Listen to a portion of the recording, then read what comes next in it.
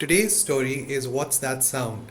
It was adapted from the translation into English by Zubin Miller from the original Hindi story Dar, written by Deepthi Tiwari and illustrated by Mitraran Haldar.